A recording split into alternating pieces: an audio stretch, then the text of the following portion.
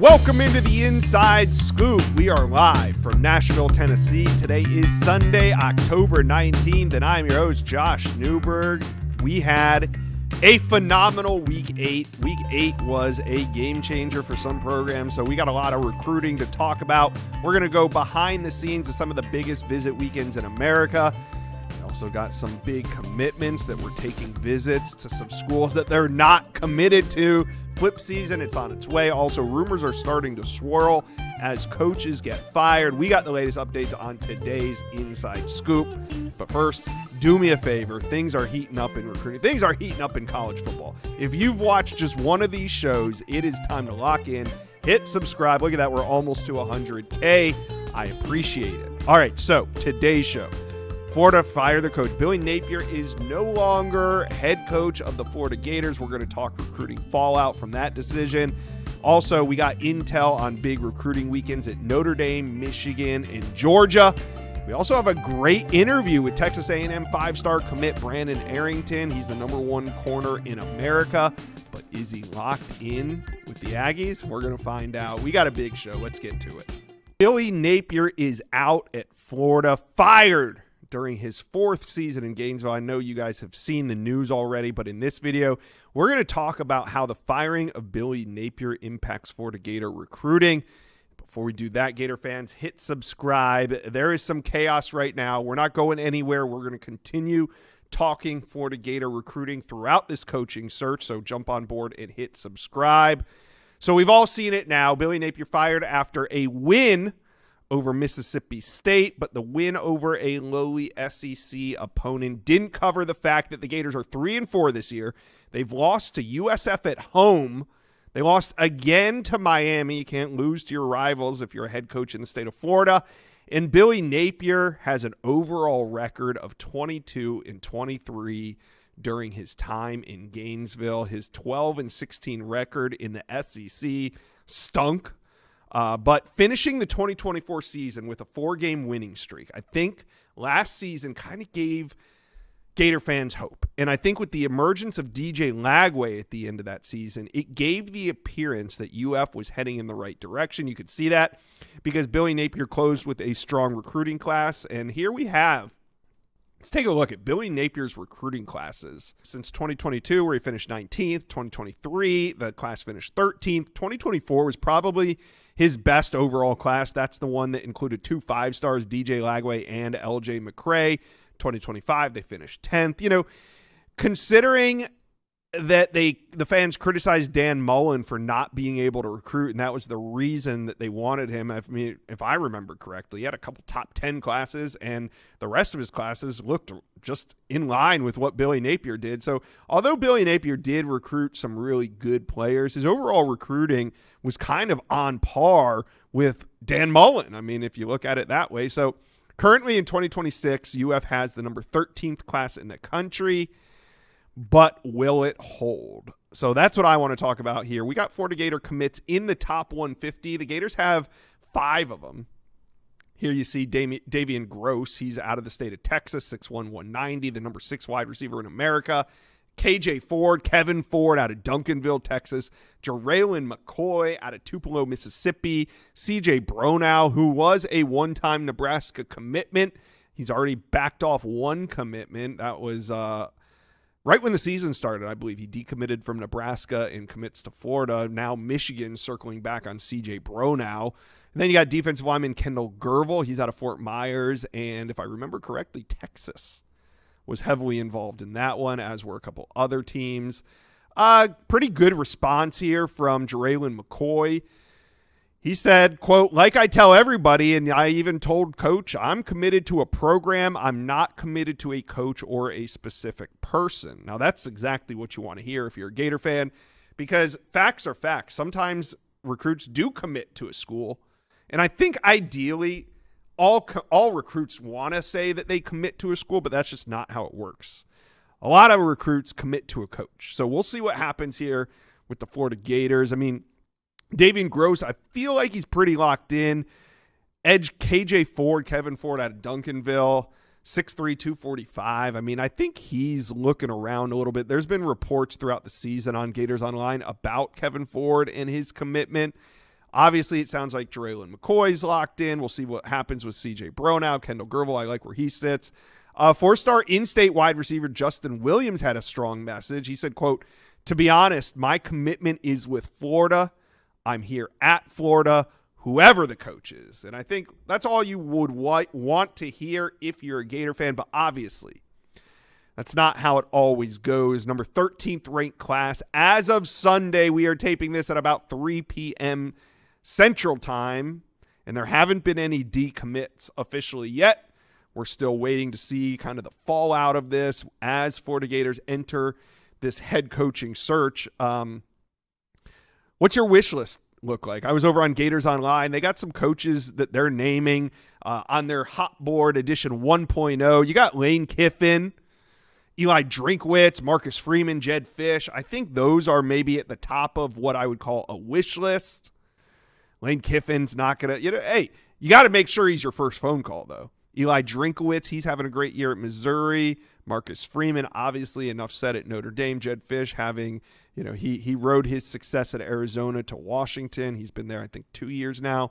Also, what about names like a Brent Key, Rhett Lashley, Jeff Brom? Jeff Brom, how about that win Louisville had on Friday night over the number 2 ranked Miami Hurricanes? James Franklin's available. I mean, he said yesterday on game day on ESPN that he's ready to coach. He wants to coach. He's going to coach. Do you think it should be at UF? How you guys feeling? I mean, I think that fans, just reading the comment section, I think fans had turned the page on Billy Napier already. I think they kind of gave him the benefit of the doubt coming out of last season. Like I said, with the emergence of DJ Lagway, with that 4-game win streak, people thought maybe, hey, he needed 2.5 years to get it going. In year 3, we finally see some results at the end of the season, but in year 4, it didn't take long for Scott Strickland, Florida's AD, to make a move and fire Billy Napier. So UF fans, talk to me. How do you feel about the number 13 ranked Gator recruiting class, and how do you feel about the coaching hot board? We love hot board season over here on the Inside Scoop. So let me know, who is your pick? Ideally, who do you think the Florida Gators will hire as their next head coach? Let me know, comment section below.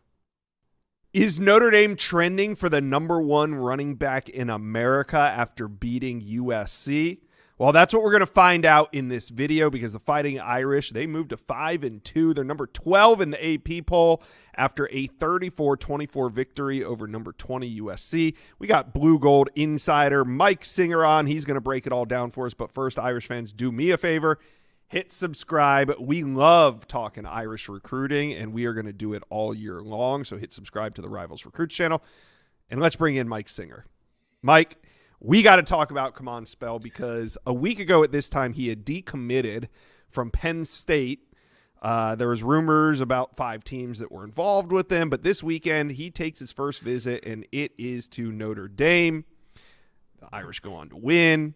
Steve Wiltfong logs a prediction for Come On Spell to land at Notre Dame. What's going on? Take us behind the scenes of a big weekend. Yeah, a Fong bomb indeed. Like, Notre Dame's been working on Come On Spell since they offered him back in March for their big pot of gold day. J1 Sider was obviously Penn State's running backs coach and got Spell committed to the Nittany Lions when he was the running backs coach there. And so he comes to South Bend's working hard on him. Multiple times, Spell was looking to get to South Bend, and then he would go to Penn State right before, and then shut down his recruitment, so to speak, and then not take the Notre Dame visit. Then he was going to come to the Texas A&M game, rescheduled it to USC. So it was 7 months in the making, this visit, to finally get this 5-star back to South Bend. He got to campus, and even before the trip, because of that relationship with Sider and because of Marcus Freeman and just the recruiting staff and everyone at Notre Dame, Notre Dame was already in a pretty good spot for Spell. And this, we're even going back before the Penn State decommitment. It was right. Man, if he's not going to stick with Penn State, we think he's going to flip to Notre Dame. But then you take Penn State out of the equation, at least for now. We'll see who they end up hiring. Mm-hmm. Whether Spell tries to make a quick flip to a Notre Dame, or I think he's still supposed to go to Georgia next weekend. We'll see if that's in his future visit schedule. But you would assume that Penn State will try to get back into the mix at some point. He's the best player in the state, one of the best in the country. But yeah, Notre Dame, I mean, just knocked it out of the park with them this weekend. The staff showed him so much love, and the intel coming out of it is very positive from a Notre Dame perspective. So Okay. yeah, I like the Fong bomb for Come On Spell. It's a good one. Well, the chat wants to know when the Mike Singer prediction's going in for Come On Spell. TBD chat. Okay, I'll let him know. Who else? Because it was a big weekend. Who else did Notre Dame impress this weekend? I thought it was really cool that you had a lot of top targets come for the Texas A&M game in September and then return for the USC game in October. Like, how big of a deal is it for Notre Dame to get someone like 5-star edge David Jacobs Jr.? All these guys we're about to talk about in the 27 class, by the way. 26 commits, a bunch of them there. They had a great time. You can find more on that at blueandgold.com. But David Jacobs Jr., a Georgia legacy, 5-star, comes to South Bend in back-to-back months. That's huge. You also hosted Jameer Brown, the 5-star Ohio State commitment. I don't know if they're going to be able to flip that talented wide receiver from the Buckeyes. I mean, he's got a Ohio State tattoo. It's pretty famous on social media, but he's the best receiver in the country. He's got some deep connections to Marcus Freeman and Mike Mickens. They went to the same high school as Brown, and the head coach at Wayne High School in the in the Cincinnati Dayton area was on staff when Freeman and Mickens played there. So a lot of connections. So, I mean, you just keep getting at bats, keep getting Jameer Brown to campus, hope something good happens. 4 other guys want to talk about real quick. Well, really shouldn't bury the lead on Monshun Sales, another 5-star wide receiver and a Midwest guy, right? That's a key. It's like Jameer Brown is in Ohio. Monshun Sales is in Indianapolis. So guys that can visit, it's an easy drive. I mean, Sales went to Michigan and then Notre Dame in the same day. Sales was also on campus the A&M game, Notre Dame chipping away there. And then 3 more quickies. Ace Alston from Cincinnati Anderson. Love where Notre Dame's at for that 4-star cornerback. Jackson Dollars, a top 100 overall player, number 5 tight end in the 27 class. I like my pick for him to end up at Notre Dame. And then James Halter, Pittsburgh Central Catholic, a 4-star interior offensive lineman. He was on campus for both camps. I think the Irish are the team to beat there.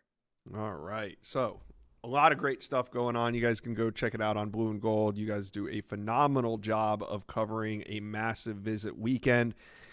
Just about an hour before you and I sat down to do this, Billy Napier got fired at UF, and I'm over on Gators Online doing my Sunday reading over there. And I see Marcus Freeman's name right behind old Lane Kiffin on the hot board. So, Mike, I want to get your perspective on this because Freeman's name's going to come up. It's going to happen. So is this more of a wish list or is this more of a hot board? What do you make of the Marcus Freeman Florida Gator rumors? What I make of it right away is what you kind of just said. He's going to be on all of these lists because he should be. He's the top 5 coach in college football, and he's young, and what he's done recruiter. At Notre Dame, great recruiter. Moms absolutely love Marcus Freeman. He should be on every list, but man, it would surprise me if he left for a Florida or Penn State fans want Marcus Freeman. Good luck. I mean, there is one school I could see as if that one opens up, it's like, ooh, it's tricky. That one becomes tricky. You know what it is. Mm-hmm. It's the school that would, it's his alma mater. That would be an interesting one. Otherwise, it's the NFL for me. Like, at what point does he want to go coach professionally? I mean, do you also think that just the way Marcus Freeman got the job with somebody coming and taking Brian Kelly, I mean, that's recent history. Like, I doubt Notre Dame's going to want to allow that to happen again, right? Yeah, no way. And I don't think Freeman wants to go anywhere. I think that if you win a national championship at Notre Dame, that has to be worth like 10 championships at other schools. Like, maybe not 10, but you get what I'm saying. Like, coaches have won championships at Florida or at LSU or at Auburn or whatever the case may be. But Notre Dame, it's just been so long. Like, you're in South Bend, Indiana, so it's not a fertile recruiting ground. There's just, the academic component of Notre Dame is a positive and can be a negative because you can't recruit some kids. you win a natty at Notre Dame. I think it's a bigger deal than winning it at any and he's other also, school. they gave him a shot. They gave him a shot to call plays on They did. defense. They gave him a shot to be the head coach. They gave him a shot at different times. It's not like he just came in and was named the head coach after Brian Kelly left. Like there was a little bit more history there. There's some roots there. Yeah. So we'll see what happens. So real quick, Josh, to kind of recap my thoughts on it. Florida, no. The only thing is it would be Ohio State, and this is just one man's opinion. It would be Ohio State, or at what point is he like, I want to go try the NFL? Because he's going to be in the mix for NFL jobs and in mention for those gigs, every single offseason. Yep. All right. Well, the rumors are not going to stop swirling as long as Notre Dame wins, and I think the fans can understand that. So let's talk about the win over USC, the recruits that were on campus, and number one running back, come on, Spell. Let's hear it. How you guys feeling about the weekend?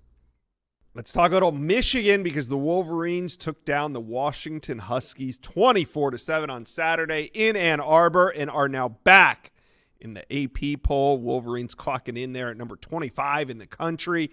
They're out of the poll last week, so a big return to the top 25. They also had a big recruiting weekend. We're going to go behind the scenes of it all with E.J. Holland of the Wolverine. But first, Michigan fans, do me a favor. We love talking Michigan recruiting, so jump on board, hit subscribe to the Rivals Recruits channel. All right, let's bring in E.J. Holland. And E.J., big news, just moments before we went on air, Billy Napier, the Florida Gator head coach, is no longer. He is fired down there in Gainesville. Anyone on that commit list that Michigan could go after? Yeah, definitely. Michigan had recently picked up contact with C.J. Brownell. He's a four-star corner committed to Florida. I think that when you look at that commit list, Michigan only has a few remaining needs. Corner is obviously one of them. CJ is a kid that Michigan has been on for several months, dating back to when he was committed to Nebraska. If you remember, he committed to Nebraska, ended up flipping to Florida, but Michigan was always in the mix there. They weren't really able to get him on campus, but they were in contact. They do have a pre-existing relationship with him. So with Napier out, I think that opens the door for Michigan, who is in need for a corner, to make a serious move there. I would expect Michigan to be a contender for CJ. And I think as the coaching carousel continues to run its course, there are going to be more opportunities for Michigan to land flip corners. I think the pressure is getting there for Brian Kelly at LSU. So like we talked about last week, Hayden Finney is certainly an option there. So I think Michigan will find an elite corner this cycle, whether it's Finney, whether it's CJ, we'll see. But, these moves with the coaching changes certainly make things interesting. 100%. And I didn't put two and two together. They're after some corners with some coaching problems, so we'll see what happens. But C.J. Brownell, one-time Nebraska commitment, now with the Florida Gators. Will he finish with them? That's the big question. All right, Michigan return home. They get a big win over Washington. Recruits on campus. What were they saying about this win over Washington? I think it was a good win. Michigan came out a little flat. The game was tied at halftime, 7-7, but Michigan had a really strong second half. I think they did a lot to impress recruits that were on campus, including some offensive line flip targets. You saw my colleague Steve Wiltfong, he put in Rivals prediction for Miami of Ohio commit Tommy Froman, who is a towering tackle, kind of under the radar, but a kid they could take. We talked about Michigan still wanting to add to the offensive line this cycle. So he's one. Sean Stover, four-star prospect who is committed to Duke, could be another. Michigan really wants a center in this class. He could be the guy to fill that role. So both of those offensive linemen committed elsewhere. I think Michigan definitely moved the needle with them. I think they continued to keep their commits happy. Rivals' highest ranked recruit in Michigan's class, Carter Meadows, back on campus, five-star edge out of the DMV. I think he really enjoyed his time there with his whole family. So there was some buzz earlier this cycle that Ohio State could try to make a move with Carter Meadows. I am not worried at all. He's completely locked in with Michigan. So 2027 obviously had a lot of big names, including some elite wide receivers. Even trickling down to 2028, Michigan had its most important target on campus in Donald Tabron, one of the top quarterbacks in the country. He's a guy that I think is going to follow in the footsteps of guys like Bryce Underwood and Dante Moore and be that next elite quarterback in Michigan's own backyard. So very important for Michigan to keep him. So overall, very productive weekend despite the noon kickoff time. I think they put together a strong visitors list. Yeah, you talked about who seemed most important to you, but what about this trio of elite wide receivers in the 2027 class? I'm talking Monshun Sales, Quentin Burrell, and Matthew Gregory. Where do you think Michigan stands with this bunch coming out of this weekend?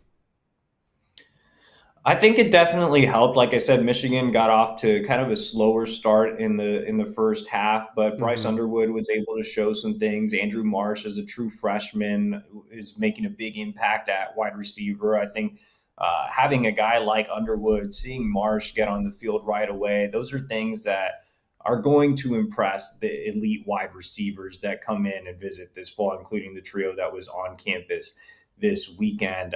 Chip Lindsey, Michigan's new offensive coordinator, I think had a really strong weekend or a strong second half there as a play caller. So he's trying to bring more balance to Michigan's offense, which has been known as being more run heavy. When you have a talent at the quarterback position like Bryce Underwood, obviously you do want to open it up a little bit, and Underwood just has to be an attractive option to top pass catchers. I think Michigan is right up there for all three of these guys. I think with Sales, it was a little bit of a tough weekend for Michigan because he only got to stay for part of the game. He actually left early to head over to the Notre Dame USC game. But I think Michigan is certainly in that mix for Sales early on. And he has an argument, in my opinion, to be the top wide receiver in the country.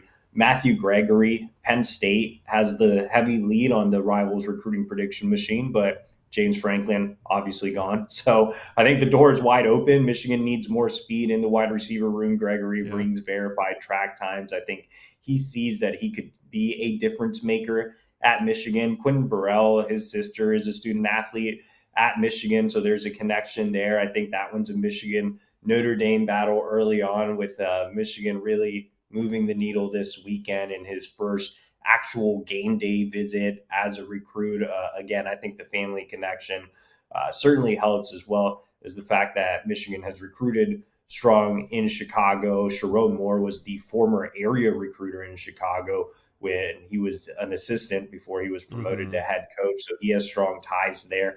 But yeah, I think with all three of these guys, Michigan did enough to impress, and you have to surround Bryce Underwood with more weapons. You have to give him guys that can catch the ball. We've seen Michigan's wide receiver room struggle with drops. So they have to catch the ball, but they also have to be difference makers, more explosive weapons. I think 2027, really strong year in the Midwest at the wide receiver position, critical for the Wolverines to invest from an NIL perspective. Invest in your investment, right? You spent a lot to get Bryce Underwood to Ann Arbor. You have to give him the best opportunity to succeed. Yeah.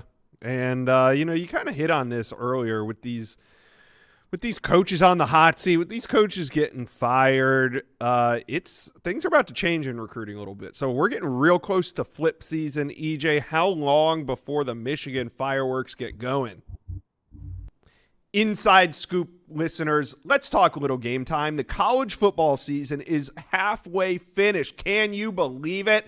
And you and your buddies haven't been to a live game yet, but you want to, and tickets, they're not ever easy to find, and getting deals on last-minute tickets can be downright frustrating when all you want to do is be there the moment your team runs out on the field. Well, thankfully, the Game Time app gives the advantage back to the fans. It's the hack for unlocking amazing ticket experiences, and it only takes a few simple clicks. The app's easy to use, and the Game Time guarantee means you can trust that you're going to get 100% authentic tickets on time and at the best price.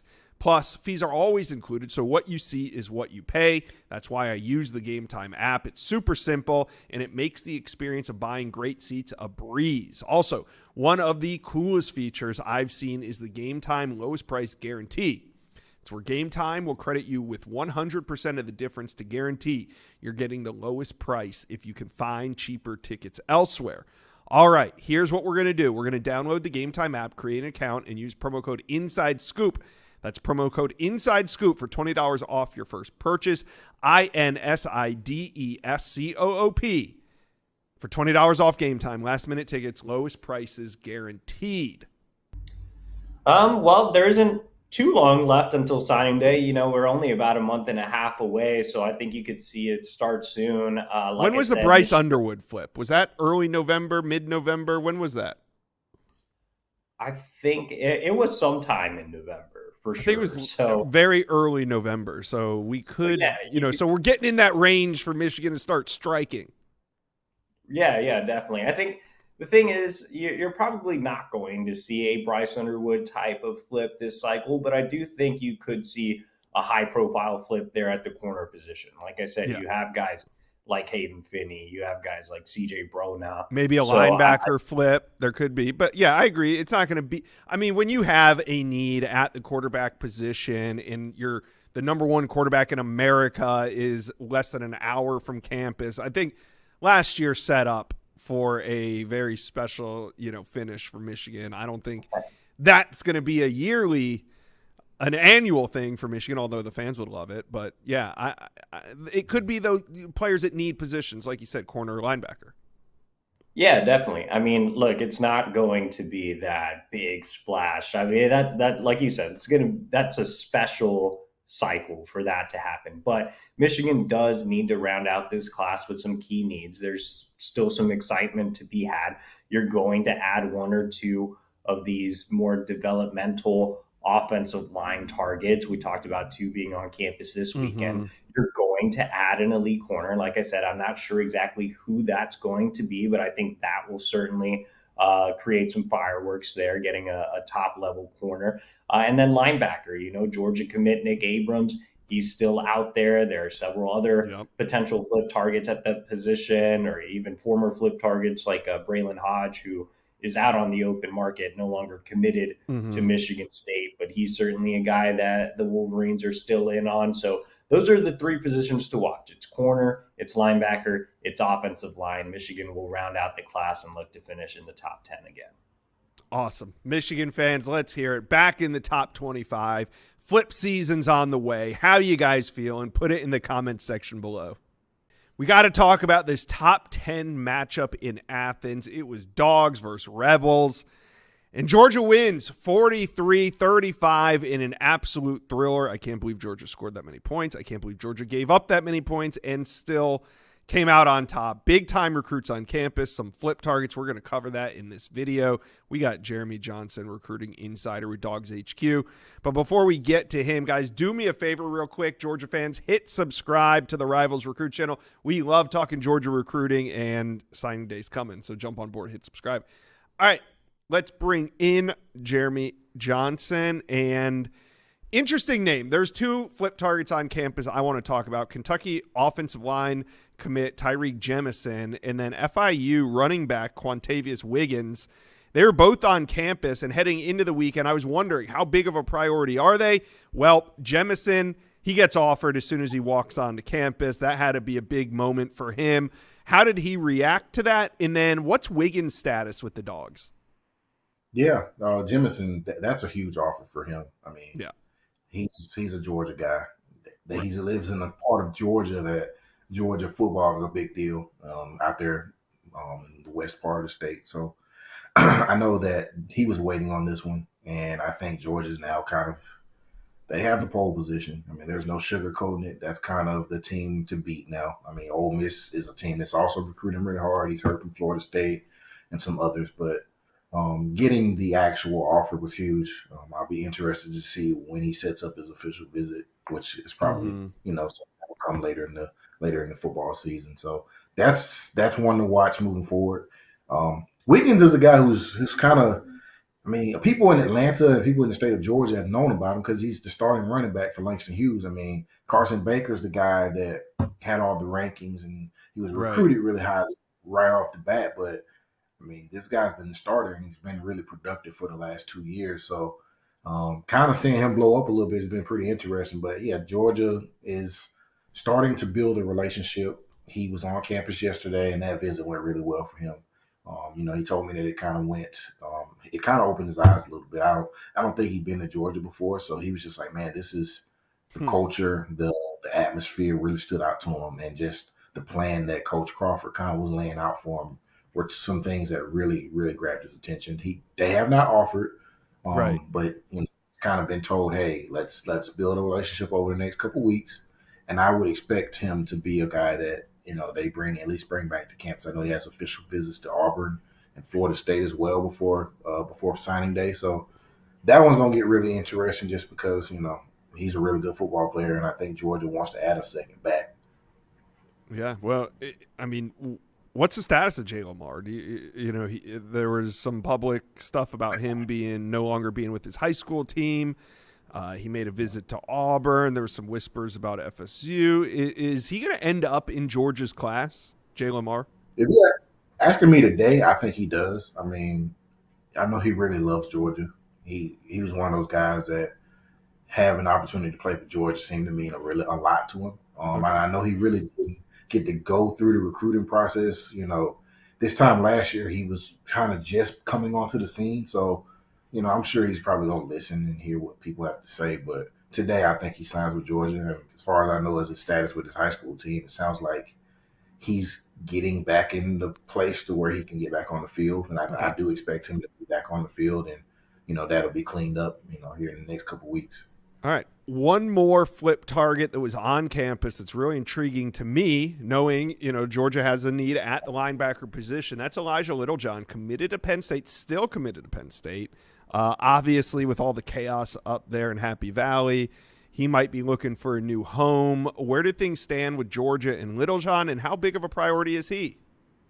Yeah, I think he's going to be a big priority moving forward. He was a guy they recruited, in the summer. Well, I guess the spring would have been more. And he was on campus a lot. And I know he really, really liked Georgia the first time around. They viewed him as an edge the first time around. And right as things kind of slowed down and he committed to Penn State, he was starting to transition into, hey, this is an inside backer type of recruit. Right. And so him and Glenn Schumann started to build that relationship right. I guess it would have been maybe March, April, May, in that little time period. And then things kind of went quiet because he committed to Penn State in the summer. So I think he has about, I guess he's played 6 or 7 high school games at that position, and it sounds like he's been playing well. So, having him on campus was huge. I know he's going to take a visit to, I think Vanderbilt is the next spot for him. So, I think Georgia's a serious contender. I mean, they've always kind of been a program that he's respected. He really likes the culture there. So we'll see kind of what he says, in the coming weeks about taking an official visit. He never got to take his official visit to Georgia, so he still has that in his pocket as well. So he's one I'm kind of watching as well, especially with whatever happens with the coach over at Penn State. He did stay committed, which I thought was interesting, just make sure he has a spot there. So, we'll see. We'll see what happens there. I never really, Jeremy, I never really understood why recruits decide to decommit when there's a coaching change, because it's not like your commitment to that program is stopping other teams from recruiting you. Like, if another team wants you, they're not going to say, oh, well, he's still committed to Penn State, so we're not going to call his phone this week. Maybe if he were decommitted, we'd pick, I always see that. And I think, like, if I'm a recruit, I'd rather have one foot in and one foot out, like Littlejohn. Like, hey, I'm committed. I'm holding on to my spot here at Penn State, but who's going to stop me from taking visits? So we'll see what happens there.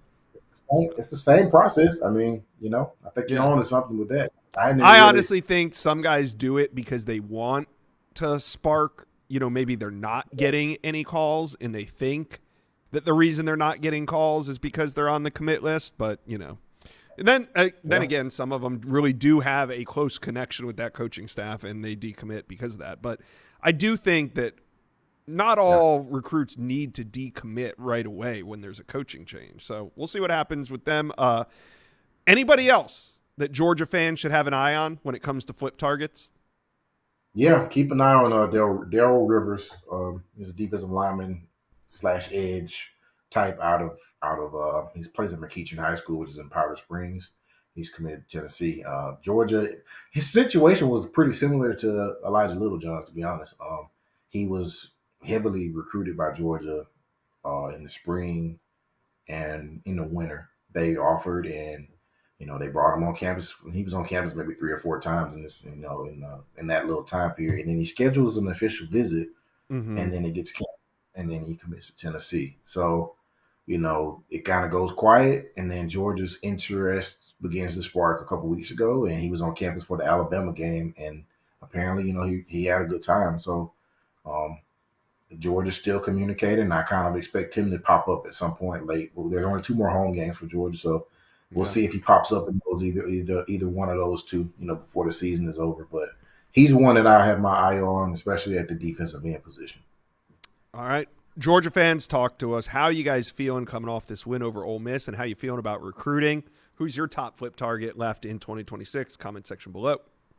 We got 5-star corner Brandon Arrington, Texas A&M commitment from the state of California. He's the number 1 corner in the country. Brandon, we used to have you as the number 1 athlete. Now you're the number 1 corner.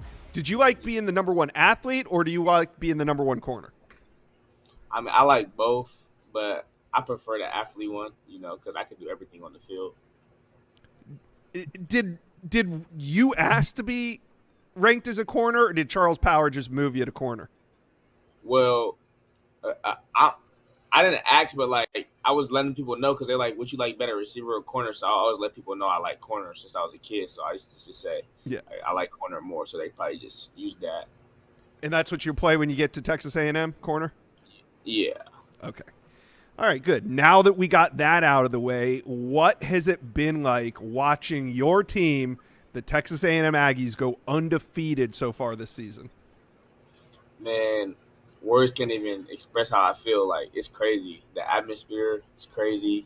The people there is crazy. The fan base is insane. I love it. And just, us winning is making it way better. It's great. What made you fall in love with Texas A&M? Relationships, talking to Coach Elko, he has a plan, great plan for me. You see what he's doing right now. He already developed the school in 1 year, so yeah, you can see what he can do with me. It's a long corner, 6'3", run fast. He can develop me to the next level, and that's more important to me than anything else. So, how's your senior season going? This is your last senior season, your only senior season. So, you gonna miss those Friday night lights? Facts. I'm missing a lot. Seeing my family there, my whole family. They're not gonna be my whole family at Texas A&M like that. So I'm gonna miss my family 100%. So, do you plan on enrolling early? Yeah, I will be leaving in December. So that's one of my goals. I want to get on the field early. Show what I got, showcase my talent early. So I'm ready. Wow. So you'll be out early December. That gives you about 2 months left in your high school career. Are you going to miss high school? Man, I'm going to miss it. My friends, it's my hometown, so I'm going to miss it just, seeing my family every day. Yeah. Seeing my friends, hanging out with my friends on the weekends. And so I'm going to miss it a lot, but I got better things going for me, so. Hey, it's okay to miss things even though you're moving on, and you are moving on. You're from California. You're going to be playing your ball at Texas A&M. You going to miss some home cooking? Yeah, I'm going to miss my grandpa's cooking 100%. Miss my mom's cooking too, so I'm going to miss that, Hopefully we get to leave during Thanksgiving or something, because I'm going to miss Thanksgiving. Hey, you could start cooking. Do you cook at all? I cook some ramen noodles, but that's it. There goes. Add a grilled cheese to your repertoire, and you'll be fine. That's all you'll need for the next 4 or 5 years. Yeah. All right, so let's talk about, when you get this whole recruiting thing. It's been kind of crazy. We're watching college football. It's mid-October. Big-time coaches are already getting fired. How does it feel to be committed to a school where you don't have to worry about the head coach leaving or being fired? I mean, it feels good, but I kind of seen the vision before I committed. you see what Coach Elko did at Duke. At basketball school, he flipped it around. So I already seen the vision at Texas A&M. So I was like, stay committed. Coach JP, great cornerback coach. Doing good in recruiting wise. And I just seen the vision. So I'm glad I'm a part of something that's great right now. So. Yep. Do the other guys in the class? Do you guys all communicate? Are you in a group chat, or how often do you guys talk? Yeah, we got a little group chat. Stay connected with each other. Because we all gonna be going through the same thing during December. Our first year there. We gonna have to fight together, practice together, all that. So yeah, it's important just building that bond and that relationship with the former players. Have you figured out who your roommate's gonna be when you get to campus? Nah, I haven't figured out yet, but I'll probably see if it's probably Vic. The other corner of my class. So yeah, Any visits planned for the rest of the season? I've been to 2 games already, but I'm gonna try to go to the South Carolina game. That's one of the home games because that's probably the next big game they play. So I'm gonna try to get that game. And what's it like for those home games? Them home games, man, I can't even explain. You're just gonna have to see for yourself. Like my brother went, and he was just he was shocked. Like my older brother, he seen because you see it on TV, but you don't really experience it. Yeah. So he seen it, and he was just like, "This is insane." I'm like, "Yeah, man. I don't know how I'm gonna play with 190,000 people watching me, yelling, screaming, throwing flags and stuff." So it's gonna be nice though. So I'm ready for it. Somehow, some way, when you're on that field, you'll learn to get rid of all 109,000 voices and just focus on the play at hand. Speaking of that, who gets you excited? Like, who do you enjoy watching on this current team? I'll say KC, the receiver number 7, Marlo Craver, the other receiver Marcel Reed. Man, he's been having a great season. Will Lee, Des Ricks, them guys, when they go on the field, they ready to play. You can see, and when KC get the ball, he always gonna make a play. So just watching them playmakers, I like watching them. Yeah. We talked about you a lot on this channel during the spring, during the off season. I mean, you were taking some trips. Nobody can say that Brandon Arrington did not see a lot of schools before he made his decision, but now you're not taking any trips. Did it help that you were able to see so many schools and to make this decision and not waver?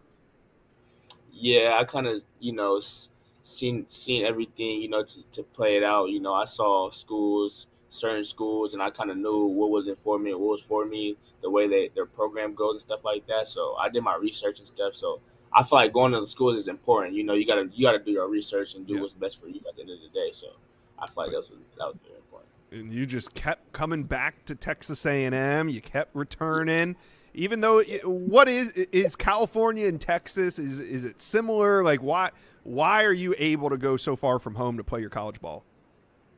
I mean, when you go somewhere, when you love something when you first go. Like if you see something that you love, you gonna keep going. So I just loved it there, So I enjoyed everything there. So when I got there, the first time I went, it was every time I went, it was enjoyable, something more fun to do, something more fun to watch, and just the games, the atmosphere, the people, everything's just great there.